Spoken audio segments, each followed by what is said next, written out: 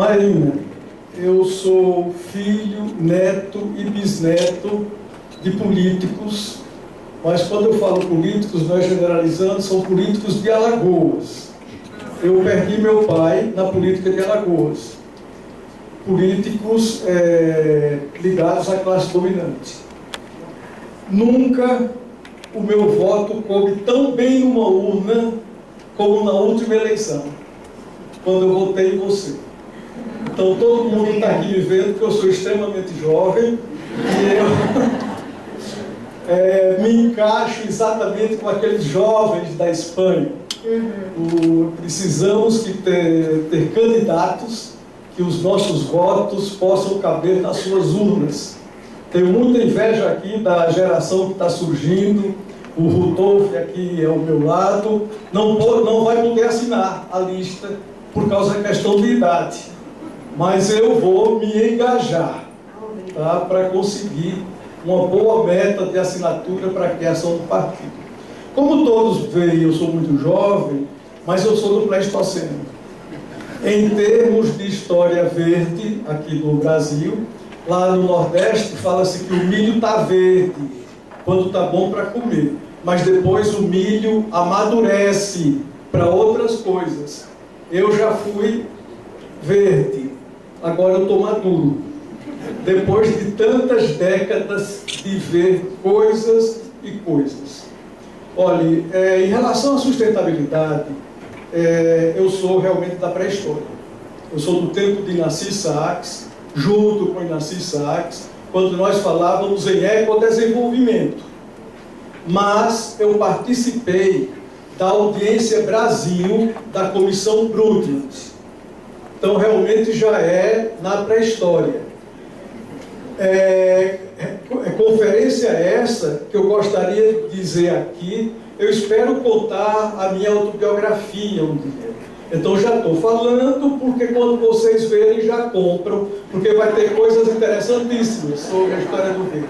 Não foi nenhuma audiência asséptica. Pelo contrário. Muito pelo contrário. Só para que você tenha uma ideia, naquela época o Proálcool destruía a Mata Atlântica de Alagoas. E eu me encarreguei de fazer a denúncia. Eu tinha as fotografias, eu estava acompanhando, extinguindo espécies endêmicas. Então eu fiz essa denúncia durante a conferência. Peguem o livro Nosso Futuro Comum, para vocês verem o que foi que a senhora Brundtland colocou. Não toca nada no assunto quando chega na questão do Proálcool e, pelo contrário, faz um elogio ao Proálcool deste tamanho. Não vou citar nomes, mas foi gente muito boa do nosso meio, que fazia parte da Comissão Brundtland e que, evidentemente, jamais permitiria que uma informação como essa que eu passei pudesse entrar. Então, realmente, eu vou me engajar, vou ter as minhas metas para a criação do partido. Agora, só não gosto do nome, Maria. Sustentável. Sustentável emerge desenvolvimento sustentável. Ela só assume a expressão desenvolvimento sustentável. A senhora Brundtland. Sustentabilidade geral, não, ela não assume. Mas emerge a expressão desenvolvimento sustentável exatamente no nosso futuro comum. De acordo, inclusive, com o Inácio Sachs. Ele abre mão do conceito de ecodesenvolvimento para desenvolvimento sustentável. Marina, desenvolvimento sustentável que prevê a satisfação das necessidades e das aspirações das gerações futuras, só com bola de cristal. Ninguém sabe quais são as necessidades das gerações futuras. Sabe que eu preciso de ar, que eu preciso de água, mas não sabe das outras necessidades que surgirão e que são imprevisíveis, muito menos das aspirações, se realmente são desejos.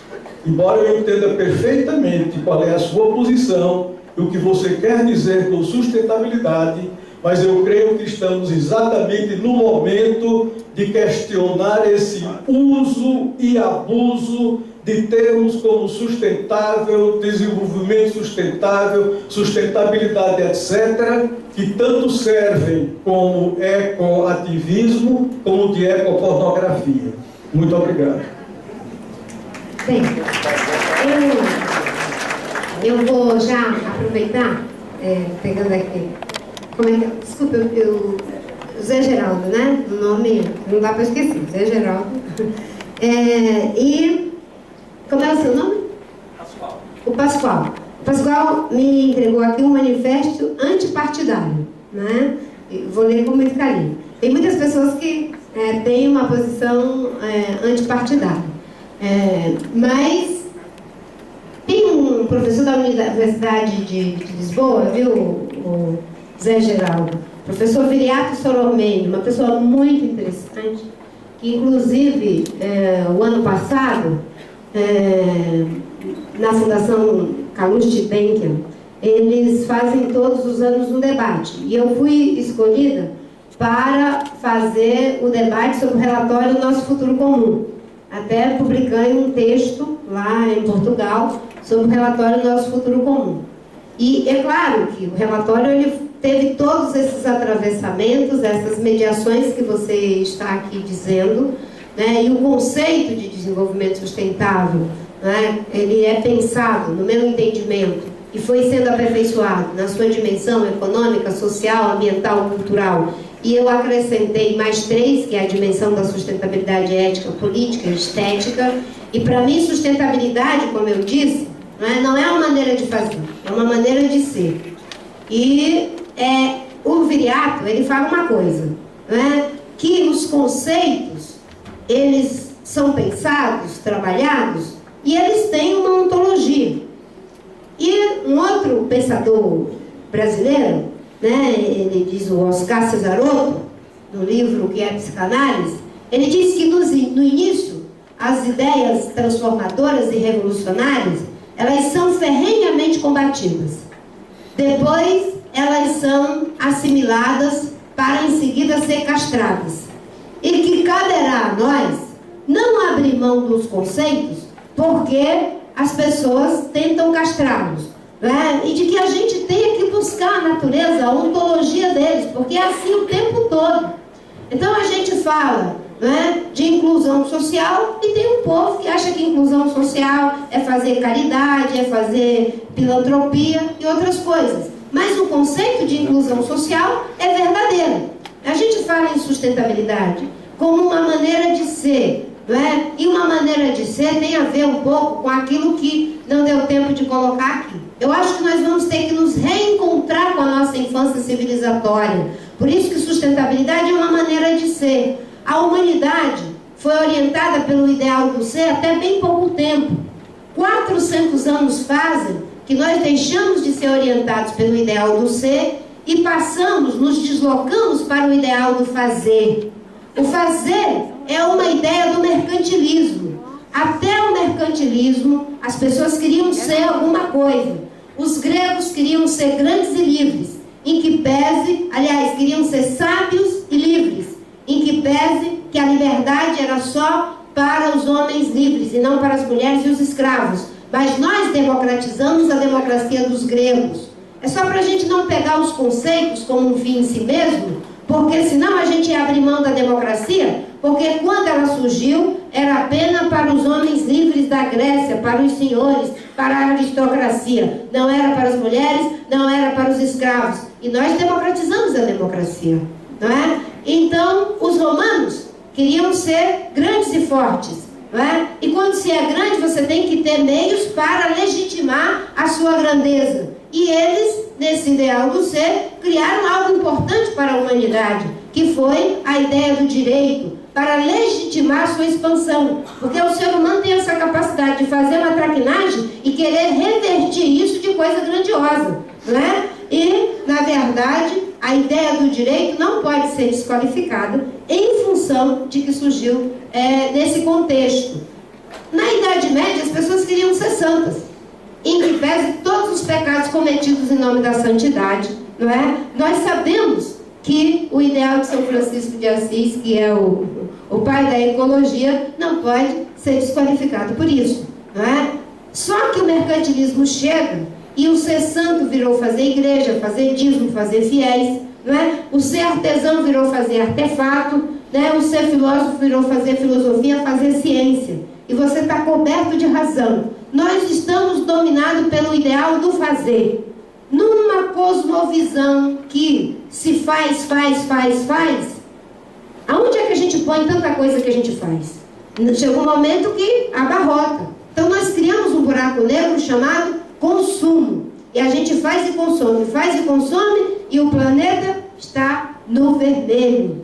Nós vamos ter que nos reconectar com a nossa infância civilizatória, o que queremos ser como humanidade, o que queremos ser como civilização, resgatando a ideia de sustentabilidade como, não é? Atender às nossas necessidades, sem comprometer o atendimento das necessidades, que eu não sei quais são, daqueles que ainda não nasceram. Mas uma coisa eu sei, eu não sei o que eles vão desejar, mas eles vão precisar de água, de terra fértil, de ar puro. Isso eu não posso comprometer. Eles vão precisar da cadeia da vida, senão nem vida teremos. Então a ideia de sustentabilidade não é uma panaceia, você tem razão, né? Mas para mim, né, rede sustentabilidade não como uma maneira apenas de fazer, mas como uma maneira de ser, nos reconectando com a nossa infância civilizatória. Ninguém pergunta a uma criança o que ela vai fazer quando crescer.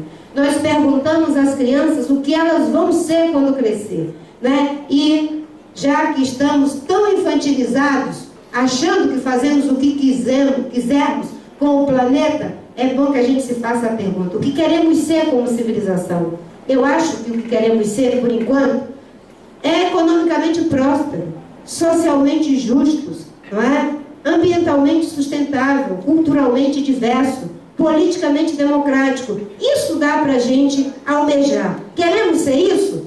Se estamos de acordo com isso que queremos ser, então nós já estamos na rede, estamos unidos pelos princípios, estamos naquilo que eu chamo de agregação dispersiva, para poder produzir uma dispersão agregadora. Quem não entendeu, pode perguntar que eu explico em seguida.